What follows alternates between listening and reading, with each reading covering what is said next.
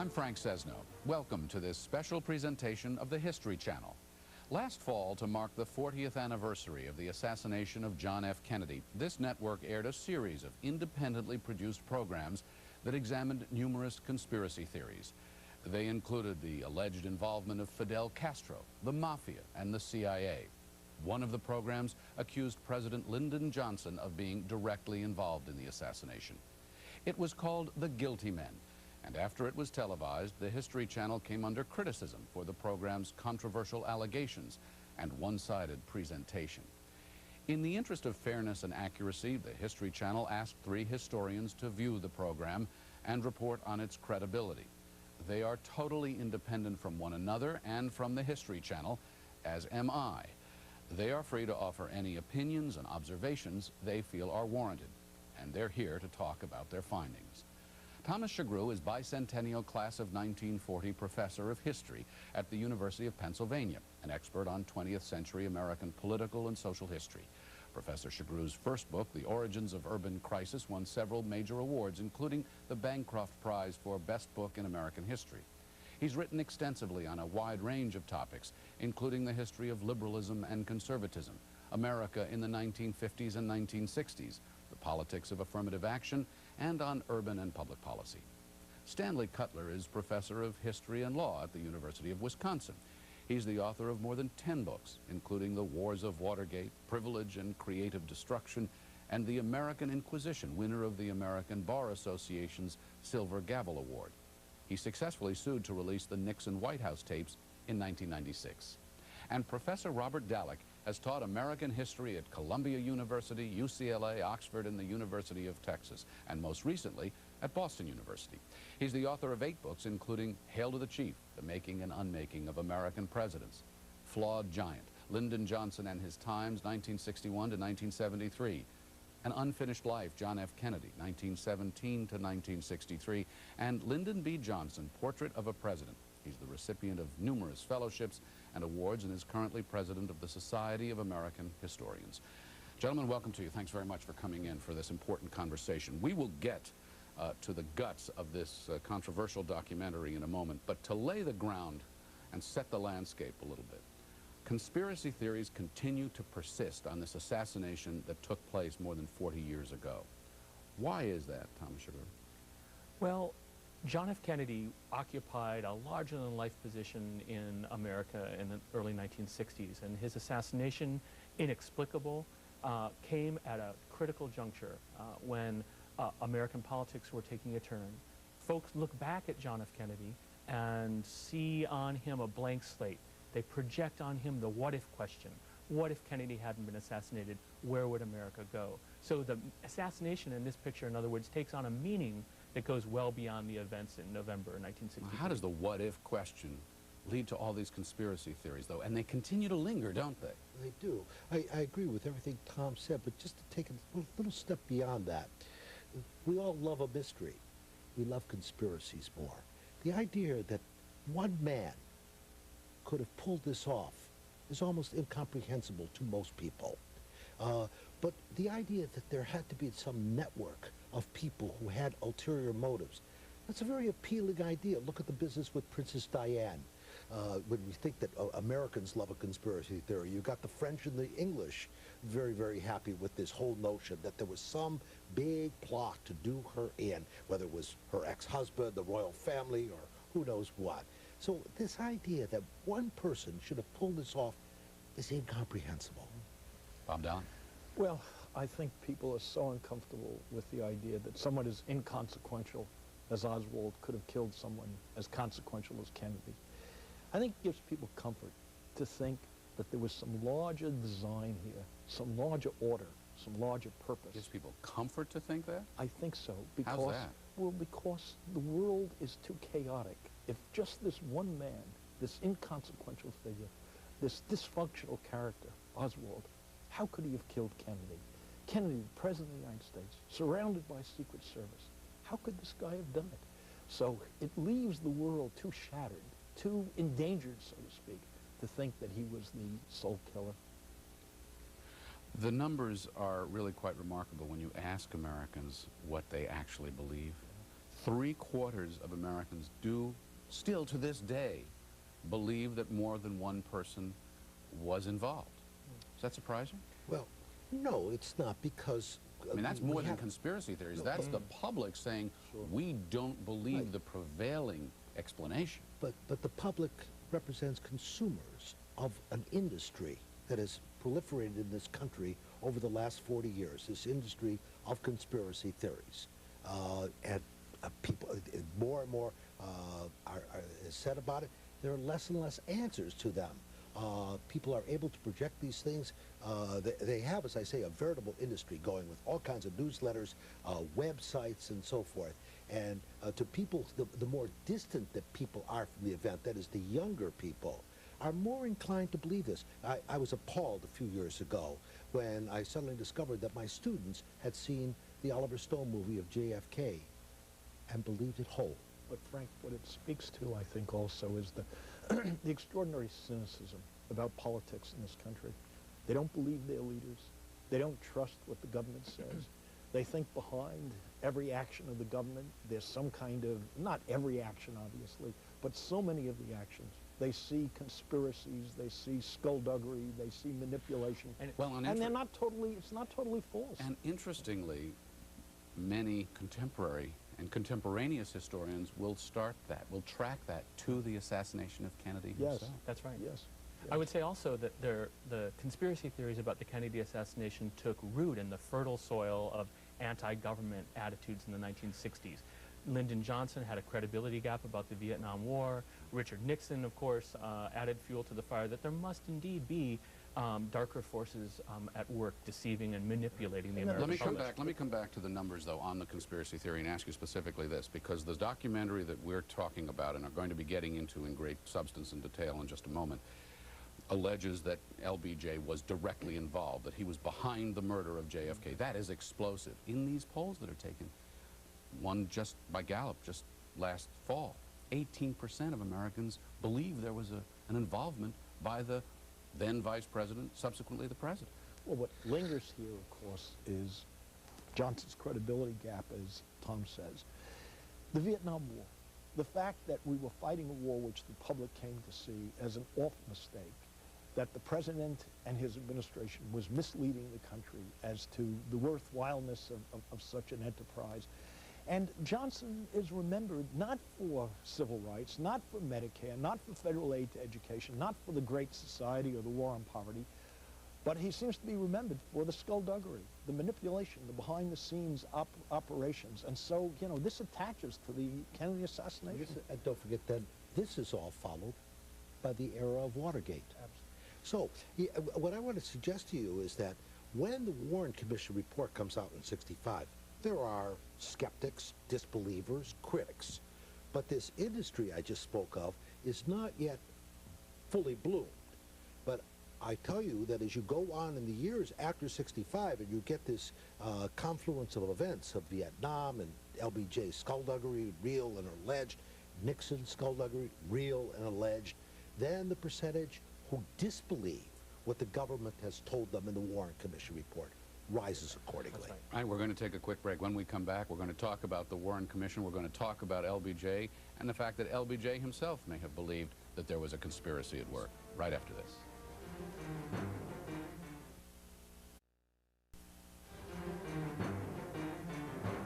Welcome back. We're discussing America's continued fascination with the Kennedy assassination and the conspiracy theories that continue to endure. We've asked 3 historians to help put this into some historical perspective. And you are here today to talk about this controversial film that aired on the History Channel called The Men Who Killed Kennedy. In that film, one of the lead characters, presented as an authority, a person by the name of Bar McClellan, looks into the camera and he says, "I know beyond a reasonable doubt that Johnson murdered Kennedy." Now, there was a thing called the Warren Commission, which at the time looked hard at this. Was LBJ's name mentioned or ducked? How did it handle any association? No, they never looked at Lyndon Johnson because they knew that Johnson had nothing to do with How did they know that? Kennedy. Well, because they had plenty of evidence to demonstrate that Lee Harvey Oswald was the sole killer. The Warren Commission, the problem with it is that they did hide things about the failings of the FBI and the Secret Service and the CIA. And that, of course, fanned the flames of suspicion about all this. Now, Johnson himself believed there was a conspiracy. He thought at first it was the Vietnamese retaliating for the killing of Diem during Kennedy's presidency. And then later he thought it was the Cubans. But I had documentary evidence that I used in my study of Johnson's life demonstrating that he had nothing to do with killing Kennedy. No, I have nothing particular to add to that. I think that Bob brings up the idea of the Warren Commission's vulnerability. And I think that as we really study their workings and see what they did and what they didn't do, it's more the things that they chose to suppress, really. Such as? The workings of the Secret Service, the workings of the FBI. Now, the usual argument was made, as I understand it, was that, well, you can't discuss these things because it will reveal sources, it will reveal our techniques and so forth, which is a kind of, guise to maintain secrecy. The fact was that there is a great deal of remorse and guilt within the Secret Service itself. They had failed in their mission. And the question was, are you going to beat them over the head? Was there anything more that they could have done? And the answer is probably not. Probably not. But this notion of conspiracy, they did consider at one point, they raised, some of these matters of foreign conspiracy, and they found nothing. They found nothing. What was... Go ahead. I would just add that the Warren Commission report, for all of its flaws, is still the best and most comprehensive study of the Kennedy assassination that we have, and will probably be the best we'll ever have. What was the role and the profile of Lyndon Johnson during that time? And was he asked any questions during that time? Well, Johnson was almost hysterical about setting up the Warren Commission. It was absolutely vital, he believed, to have this commission in place, because he was very apprehensive, as he told a number of the people who served on the Warren Commission, that there were suspicions that the Soviets, that the communists, were behind the killing of Kennedy. And he was fearful, as he told Chief Justice Warren, as he told Richard Russell, that this could touch up a war between the United States and the Soviet Union. If people believed that the Soviets were behind the killing of Kennedy, it could lead to a nuclear conflict. And he kept putting pressure on these people to serve on the commission, because he said millions and millions of lives could be at stake. So he was very apprehensive that there could come forward this sort of information. One of the choices we always have when we do something is not to do something. But in this case, there was no choice not to do anything. Johnson just felt that there had to be some statement made, some explanation. Well, there would be those, and some in this film who would say that becomes a cover for Lyndon Johnson or others. I know. I can. What do you say to that? I anticipate those kinds of answers. I'm just going back to the moment of the creation of the commission. I mean, Johnson is a president by accident. I think that all presidents who have become president by accident are anxious to ensure their legitimacy, their right to succession, if you will. But the country was stunned by this sort of thing. The last time a president had been assassinated was 60-some years before that. I remember my grandfather was an eyewitness to McKinley's assassination, and I once asked him as a young boy, why has no president been assassinated since? And he said, I didn't know I was in training as a historian. He said, well, because the Secret Service now protects the president. And indeed, there was a kind of aura of magic about this. But the Secret Service is composed of human beings who are flawed and will fail from time to time. But it was necessary to have some sort of Thomas statement. Shagru, you're a student of America in the 1960s. At what point do the conspiracy theories start to emerge in a real way? At what point does Lyndon Johnson's name start to get mentioned?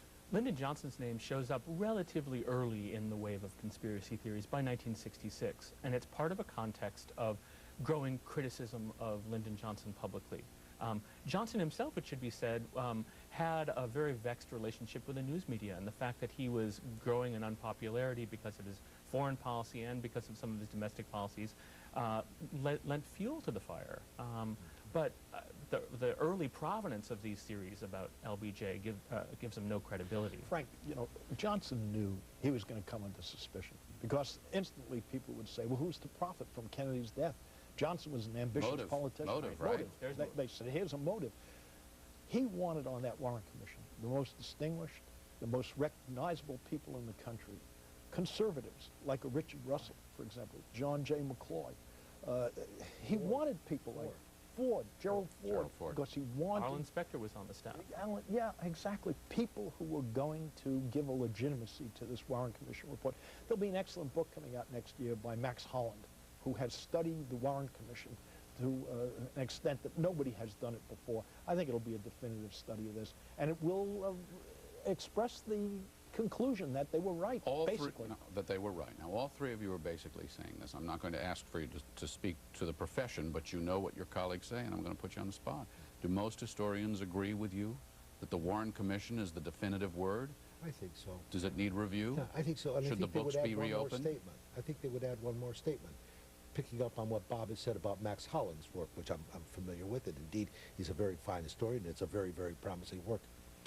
It won't matter to this industry that exists out there. It won't change their minds. They'll just say it's just another step in the cover-up. Which brings us to a good place to take a pause, because we're going to look at the details of the conspiracy theory alleged in the men who killed Kennedy, the guilty men, the alleged role of Lyndon Baines Johnson, right after this.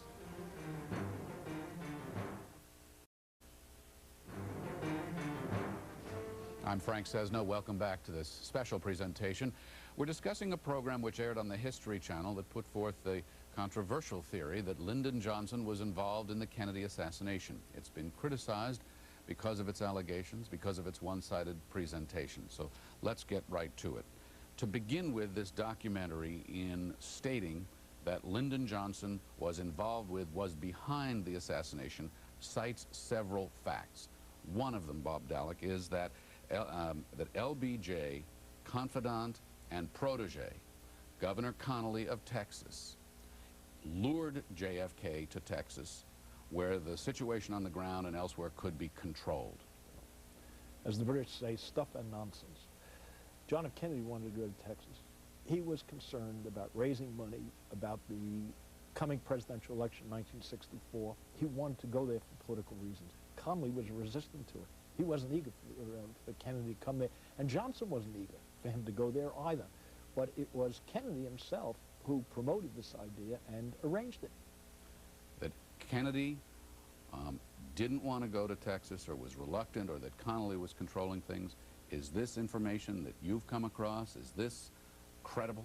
There's no credible evidence whatsoever that John Connally was involved in the assassination of Kennedy. He was in Texas, but other than that... of course, he was injured himself. Right, of course. What a conspiracy. Of course he was. He gets himself shot. Right.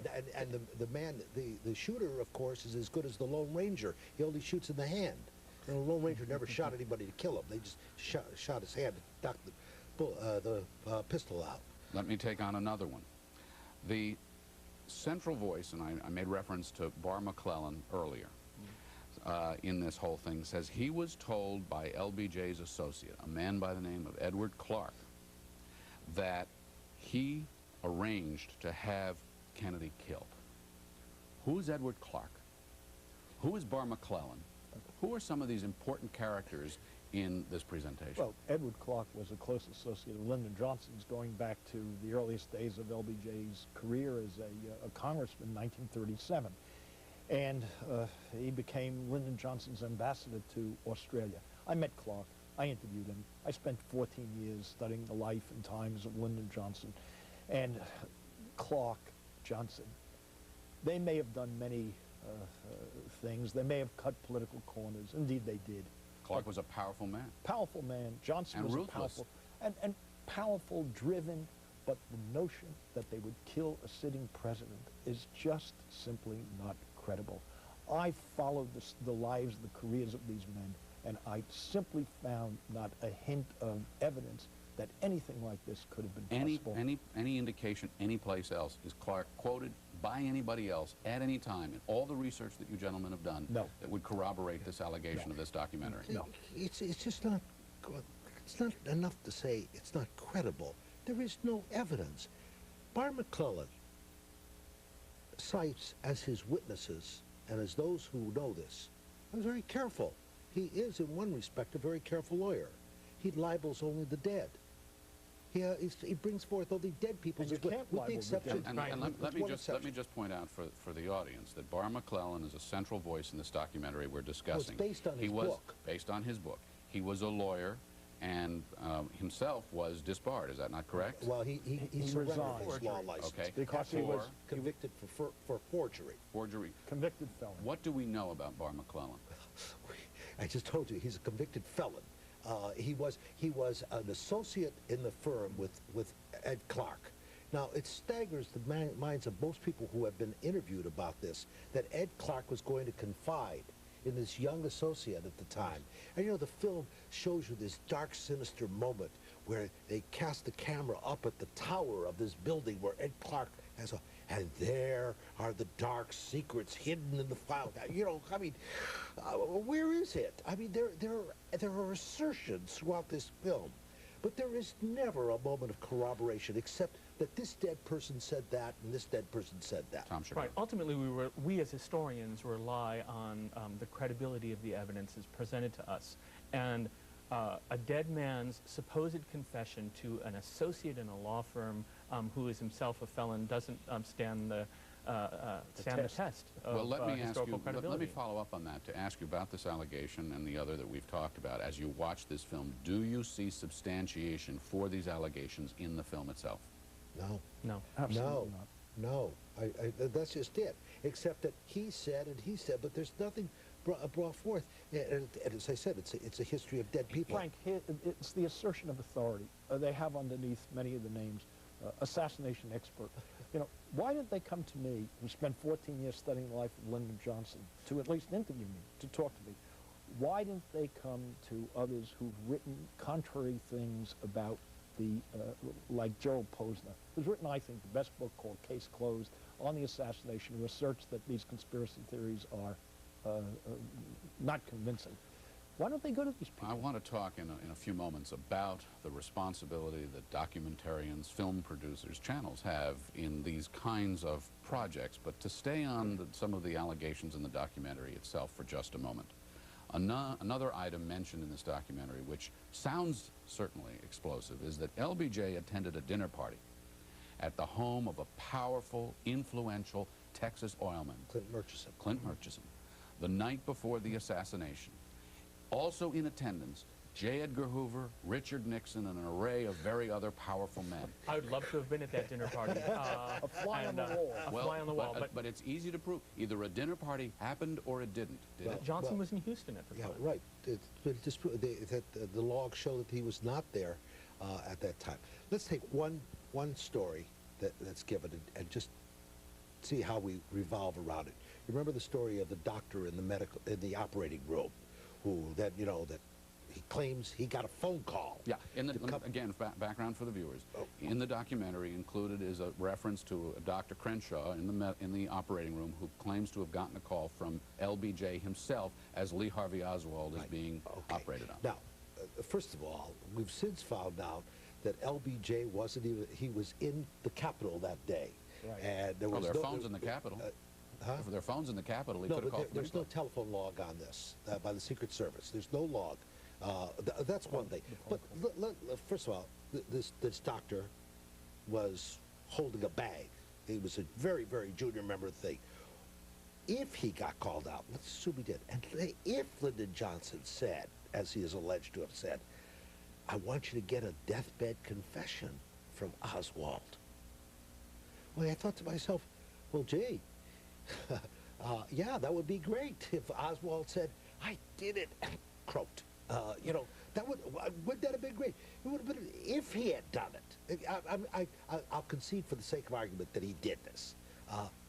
It would seem perfectly normal to me. Right. I don't find anything sinister in it. So much of this film revolved around, this so-called documentary, revolved around allegations related to Bobby Baker and Billy Saul Estes. Now, I've done Kennedy work, I've done Johnson work. Bobby Kennedy had Lyndon Johnson investigated in 1962-63 to see if there were, the FBI investigated, to see if there were any connection between Johnson and Estes and Bobby Baker in the skullduggery, the transgressions they were both involved in.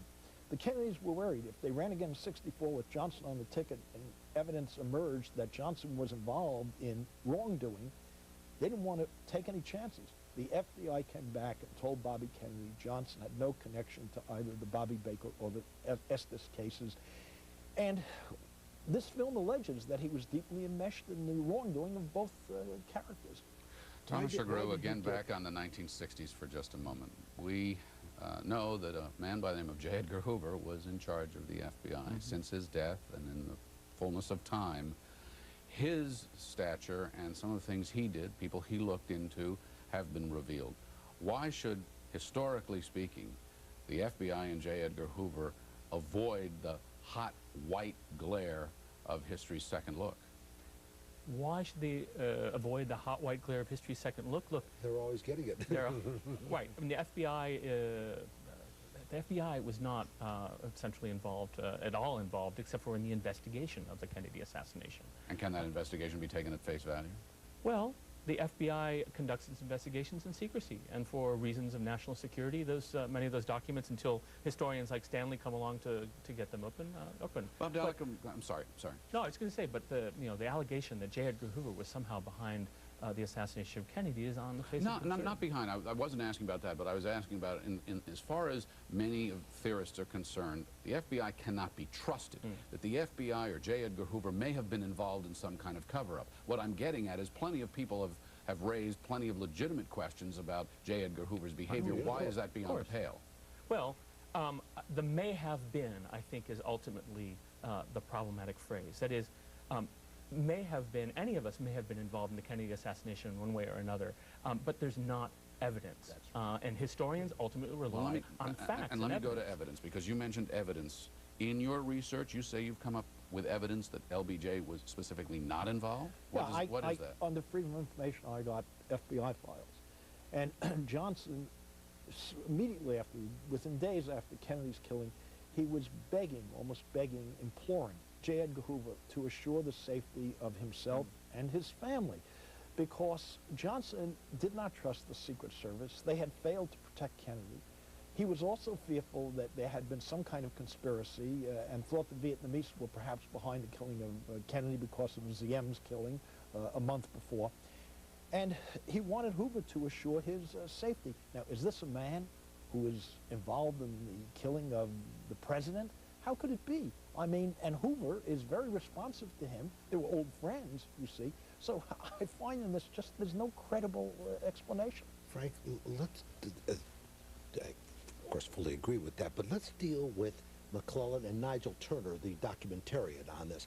Deal with their evidence. The man who produced this documentary. Their evidence, alleged or otherwise. I said that they have a lot of dead people that they're pointing fingers at. There are two live people that they mention. One is Billy Saul Estes. They never use him on camera.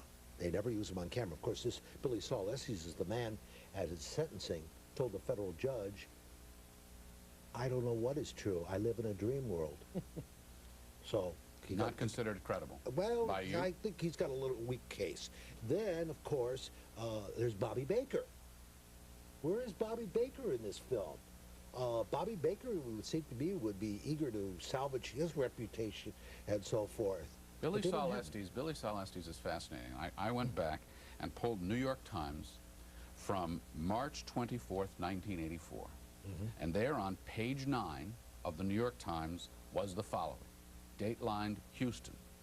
Billy Saul Estes, the convicted confidence man who built Texas farmers out of millions of dollars in the 1960s, has told a county grand jury that Lyndon B. Johnson ordered the murder of a federal official to keep him from disclosing Johnson's purported involvement in that fraud. So Billy Saul Estes, we hear from periodically through the years making allegations against Lyndon Johnson. Have any of them borne fruit? No. Have any of them, have all of them been examined and looked into carefully? There's also allegations from a woman named Madeline Brown, who claims she was Johnson's mistress and that she had a child by Johnson. The child and Madeline Brown sued the Johnson estate to get money for the alleged son. She never won that case. As far as I know, there was no successful lawsuit here. This 1983-84 New York Times report you mentioned, I think this is the one that the FBI did look into the matter, Yes. and it came up empty. They said that Billy Saul Estes is not a credible. No, well, that's right. The FBI, informant. that was their statement there. Gentlemen, we're going to take a quick break. We'll come back. If all of this is true, as you say, why does this continue to endure? We'll talk about that. We'll also talk about the responsibility, as you raised, of the filmmaker here and the network that aired it right after this. The Egyptian pyramids on Modern Marvels, tonight.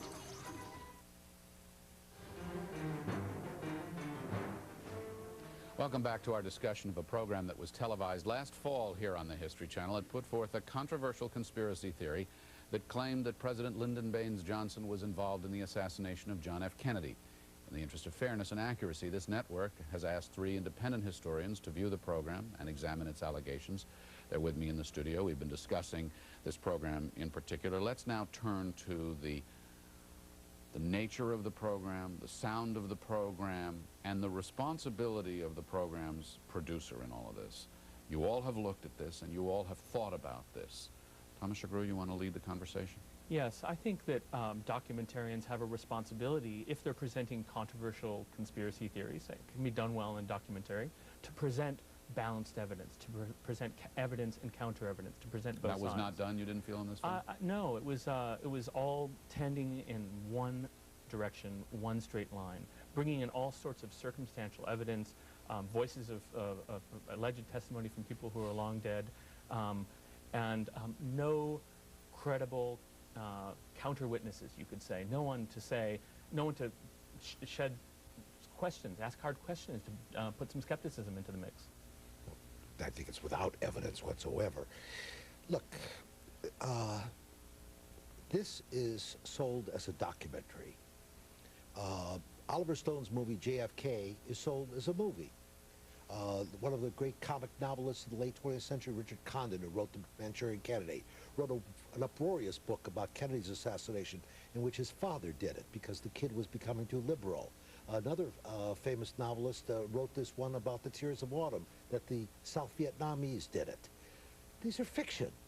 They're advertised as novels. We know that. They're for entertainment. Some may say they're cruel, they're sick, but they could be funny and they're entertaining. So everybody understands this. But this is sold as a documentary on, you ready? The History Channel. All right, well, let's... And that carries with it a certain import and a certain brand that gives it a cachet, a credibility, if you will, that is unique.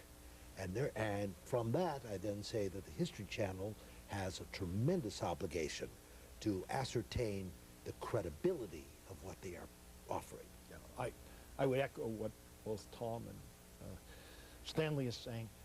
After all, the History Channel has done some good work. Absolutely. They've put on some excellent programs. But this, it seems to me, was an act of great irresponsibility on their part. They say, well, you know, this is just a theory we're presenting. Well, you know, a theory should have some evidence, some basis in fact, should have some kind of balanced analysis. And this was lacking. And I think the irresponsibility of the History Channel, what they should understand is that when they do something like this, it creates a kind of cynicism in the country to think, to suggest that a sitting vice president killed a president. You know, Frank, if this had any glimmer of truth to it, I'd be the first to say, let's investigate, let's go forward, let's bring this out. But there is no evidence. And as a consequence, it just fans the flames of cynicism about the country's institution. And Lord knows, there's enough cynicism out there as it is. And that's one of the reasons we're having this conversation now. Let me play devil's advocate, not devil's advocate exactly, but in a sense, for just a moment. Whether it's John Wilkes Booth and the assassination of Abraham Lincoln, or Lee Harvey Oswald and the assassination of John F. Kennedy, we are fascinated by these things. We have as we discussed earlier, there is an almost cottage industry that looks into, is there more? You are all in the field of history. You don't stop looking because something happened a long time ago. So why not let 1,000 flowers bloom?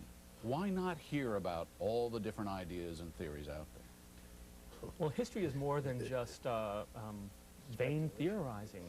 That is, we rely on standards and evidence. Conspiracy theories fill in blanks. The evidentiary record is never perfect, and so where there's silence, we make noise when we present conspiracy theories, and they'll proliferate regardless of what we say or what we do, precisely because you can always come up with a creative new explanation resting on a shard of plausible history to make a counter-argument to what we know. Pearl Harbor to this day it's brooded about that this was a conspiracy. There's a brilliant book written back in the 60s by Roberta Wohlstetter, Pearl Harbor, Warning and Decision. National failure to anticipate. She wrote a brilliant analysis of why we missed the attack at Pearl Harbor, why we were surprised. But this doesn't deter people from putting forth these conspiracy theories. Now, you know, there is no censorship in America. You can say anything you want, especially about history, and we'll continue to hear these theories. There was a wonderful essay by Richard Hofstadter, the great historian, who wrote an essay called The Paranoid Style in American Politics. It's part of the American character. It's part of our political calculation, one might say, part of our political tradition. It doesn't make it right, but it's there. We're not going to utterly or ever refute it. But our job is, as John Quincy Adams once said, the only religion the historian should have is the truth. Now, we know the truth is not, you know, so easy to come by. But nevertheless, this is what we strive to produce, something closer to the truth than these kinds of vacuous conspiracy theories. This still begs the question of the History Channel's role. Yes, we have free speech and so forth, but you're talking about something, you're just voicing an opinion. Now, we got 1 billion opinions. Doesn't mean, hey, every one of them should be shown, should be offered as credible in any way. But there isn't, as I've said several times here today, there isn't a shred of evidence that this man advances in his own cause that could stand up to the scrutiny either of a historical methodology seminar or, if you will, a law court. So what should be the standard? What should be the standard of what goes in a book, whether it's your book, on the television screen, or on the History Channel? Well, this is what the History Channel has to think about now. They should set in place standards for reviewing the kinds of programs they're going to do in the future, instead of just falling into this kind of foolishness, as I see it, and putting forward this kind of vacuous documentary. Well, I agree. I mean, you have a man who made assertion after assertion with not a shred of evidence. He included every possible source as a conspiracy theory. Very interesting sign of the times. He left out one person or one group that he didn't charge as being part of the conspiracy. What happened to the poor KGB and commies? You're talking about when you say... He blames everybody. What happened to the poor commies? They're not here. And it's worth pointing out, Thomas Shagru, that the producer of this program, Nigel Turner, has been in hot water with this series before when it aired in Great Britain. Yes, when the series aired in Great Britain, an earlier episode made the assertion that 3 French criminals had been involved in the assassination of Kennedy.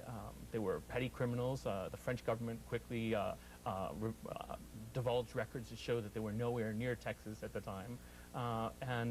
It was yet another spurious documentary that was contributing to this real... Gentlemen, we're going to take a quick break. I'm going to ask you to all hold your thoughts, because I'm going to ask you for final thoughts in just a moment when we return.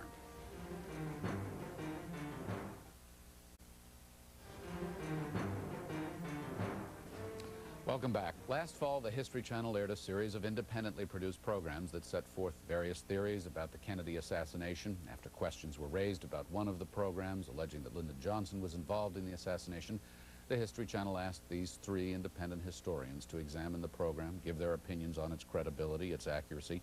That's what we've been doing here this evening, and we're now going to close our conversation.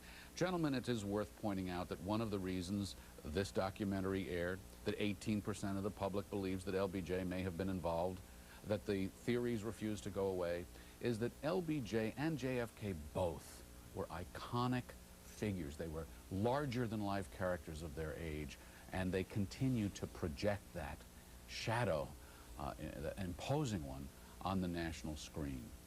Johnson was a powerhouse politician from Texas. The fact is, Bob Dallek, that he didn't very much like being shoehorned into that role as vice president.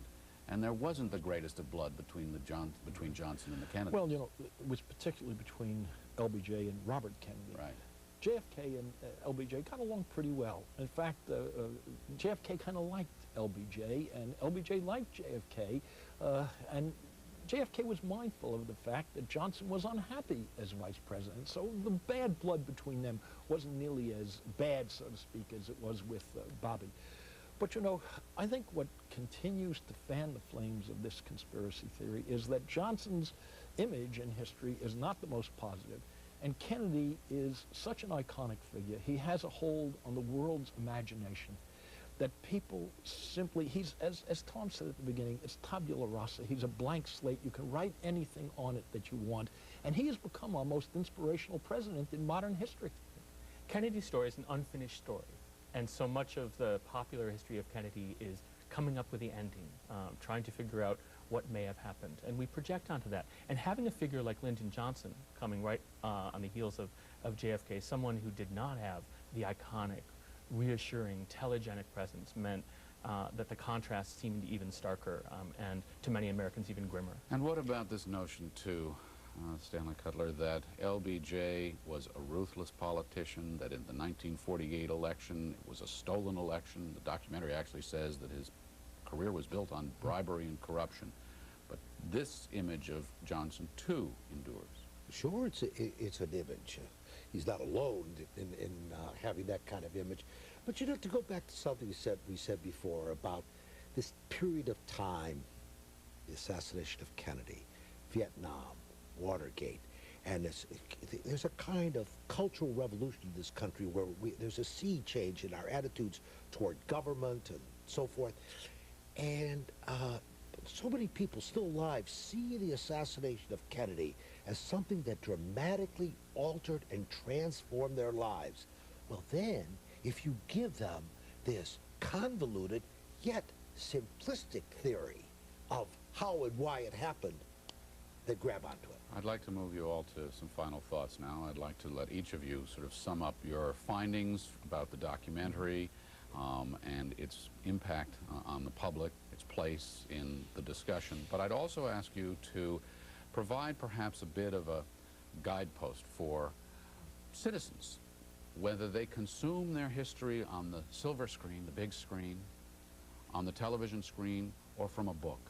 How does a citizen assure that the history that they're getting is good or accurate? How can you tell? You live in the documents. You live in the tapes. The rest, most of us, do not. Tom Schickman. Historians rely on evidence, on causality and evidence of causality, not simply coincidence. However, the silver screen can turn what are coincidences into seeming lines of causality. It's really important to know that the public trusts organizations like the History Channel. We trust that we're getting good history, but that trust should always have with it a degree of careful observation and skepticism. We should not allow circumstance and circumstantial evidence and coincidence to stand in for fact and causation. Stanley Cutler. About 70 years ago, a famous historian said, "Every man his own historian." Now more than ever, every man his own historian. Everybody fashions themselves as a historian. He used to say, well, I read it in the newspaper, therefore it's true. Well, people don't read the newspaper anymore. They watch it on television. I saw it on television. It has to be true. What is to be done? Well, frankly, I despair of fighting this, you know, within the confines of my classroom. You know, I think I can effectively deal with it. Yeah, you can assign me a tough paper. Yeah, but in a mass market, these things will always be among us. And occasionally we get an opportunity such as this to say, no, it's wrong, it's corrupt, it's dishonest, it's deceitful, and which this film is in its entirety. But those opportunities are very, very rare. We're going to have more of this sort of thing, and as I say, we're going to perpetuate myths, misunderstandings, allegations, false, unreal, and so forth. So I have a certain amount of despair in me on that. Robert Dallek, final word to you. I'm more hopeful in the sense that, you know, we professional historians, if you produce an article that you send to a professional journal, it's refereed. Other experts will read it, will give the journal its their opinion as to whether it's viable, persuasive, should be published. And I think the History Channel should do something similar. Because after all, the American Medical Association, orthopedic surgeons, cardiologists, neurosurgeons, they each have their organizations, they have standards, they certify expertise, and I think historians can do that too. I think the History Channel should have people in place who are going to make judgments and advise the History Channel. The History Channel has done some good work, very good work. They need to ask themselves, why is it we've done such good work, and then we've done such terrible work in this particular documentary? And I think professional historians can help them. Look, nobody has a monopoly on truth, Frank. The great Dutch historian Peter Geel once said, history is an argument without end, and it always will be. But there are degrees and degrees, and there are standards that can be applied, and I think the History Channel should apply them. And that's why we were here today, partly to have this conversation. On behalf of the History Channel, I'd like to thank our three historians for their time, their research, for your efforts, and for your careful reflection on the issues raised by the guilty men. This is Frank Sesno for the History Channel. Thanks for watching.